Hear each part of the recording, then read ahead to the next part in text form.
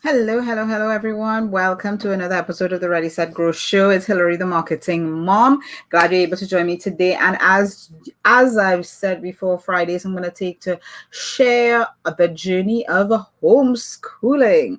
All right, so homeschooling. Real homeschooling, not like online schooling. You're sitting down and the teachers created everything for you, but yes, homeschooling.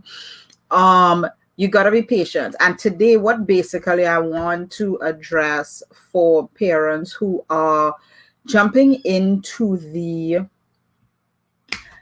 challenge of homeschooling is you've got to be patient with yourself, one, and patient with your child. Okay. Now, this is something that homeschooling really is a school for parenting. It's a school for you as a parent to learn a lot of skills that you're going to need to actually create a child that's productive, responsible, and the adults that we all want to interact with. All right.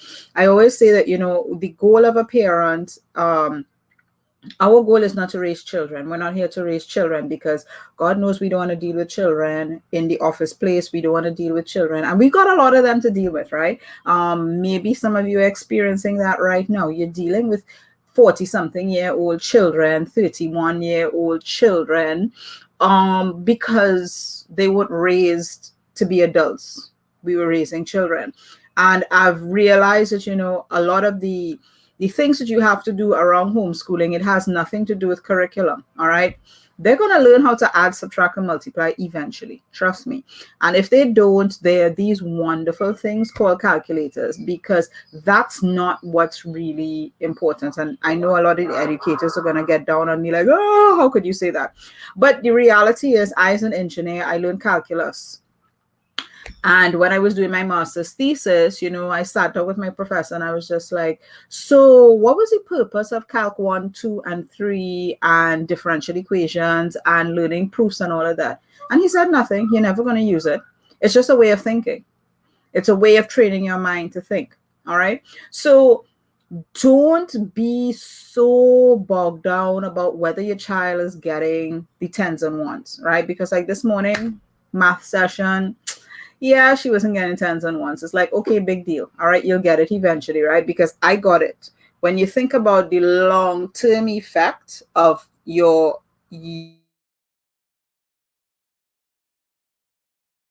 tomorrow, don't think about what has to be done on that little checklist right now. Think about the long term. Always have the end in mind. And it's interesting that what we do with our kids, we do in business, we do in life. Think about the end in mind. For those who are people of faith, you think about the end in mind. All right. And that's why you live a certain way. In business, you're thinking about the end in mind. So even with your child, think about the end in mind. Envision your child as an adult and see what type of adult you want to interact with. And a lot of that comes into your homeschooling. Okay.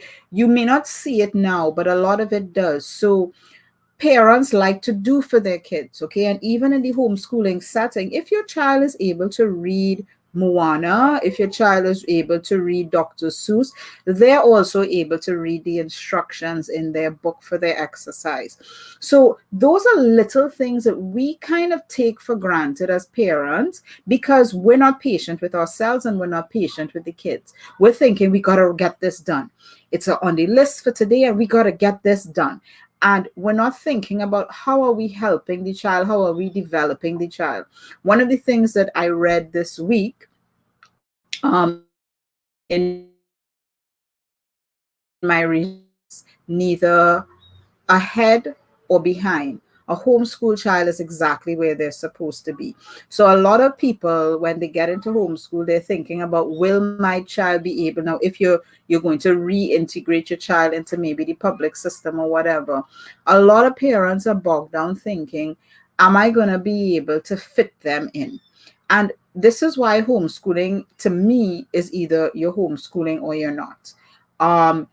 You're going to fit them in at the appropriate time, and the appropriate time is at that level where they're now adults, right? And they're going off to college. Yes, we've decided to do that right through because we don't want to try to fit them in.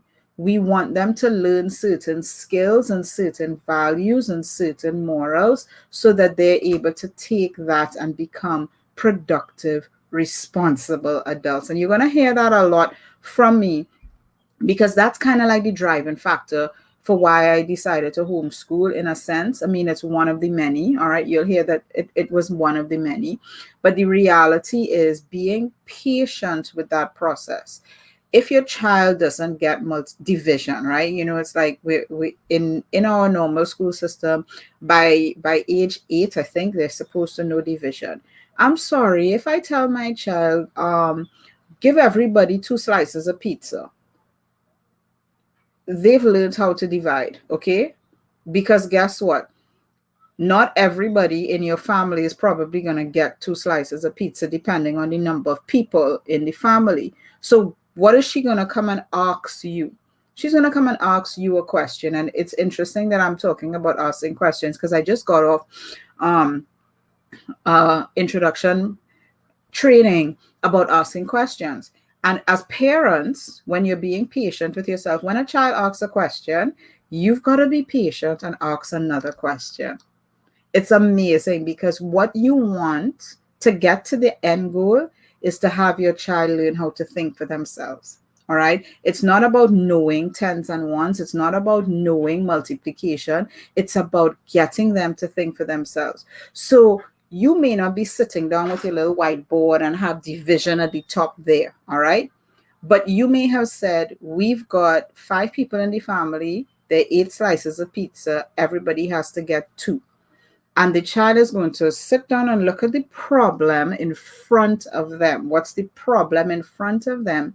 And they're going to ask a couple questions. And you're going to keep asking questions until they come to the answer. Okay? Don't give them the answer, because if you give them the answer, guess what? When they're 40, sitting down in an office and their boss asks them a question, they're going to be like, hold on a second, I got to call my mom. Or hold on a second, I got to call my dad. All right? Being patient now is going to reap the results later. And I've said this many times before. And you got to be patient with the child. But being patient with the child, to me, comes secondary to being patient with yourself. If you're patient with yourself and you're not anxious about what has to be done, then you're naturally going to be able to be patient with your child, because you're going to be like, okay, well, let's put that down and we come back to it. And you figure out another type of exercise to do. All right. Yeah. And you will get it. Okay. So today was very simple. The one takeaway that I would ask you to take today, especially if you're doing the homeschooling, is ask more questions. Give less answers and ask more questions. Because if you are homeschooling, especially younger ones, you want them to get to the stage where they're thinking for themselves. Okay.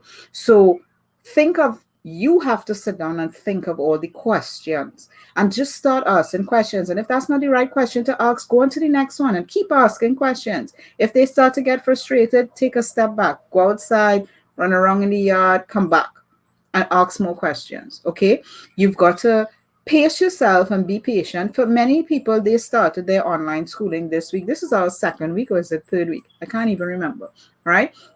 But definitely patience is going to be needed throughout this process. And if you are doing homeschooling versus online schooling, you've got to be even more patient, because you've got to become, it's like before you were a parent and now you've got to become a super parent, literally. All right. So have a great weekend and thanks for joining me. And if you got any questions, you could drop the comments below. Oh, I want to share with you, one of my business partners, their Communities Alive, is doing a webinar tomorrow. All right. And I'm dropping the link inside of the comments below. So this may not pertain if you're watching this after September 12th. Okay. But this webinar is tomorrow, how to infuse the entrepreneurial mindset into your child. Okay.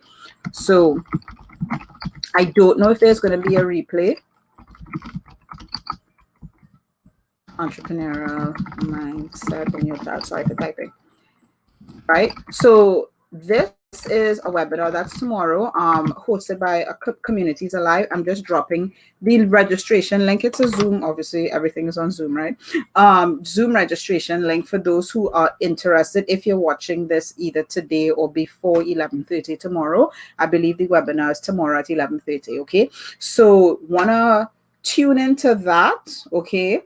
And thank you again. Have a great weekend to all my moms, and looking forward to meeting some of you and seeing you. Those who reached out to me before, thanks for reaching out, and we'll continue to correspond and interact, and I continue to help in any way that I can. Okay, have a great day, and I'll talk to you soon. Bye.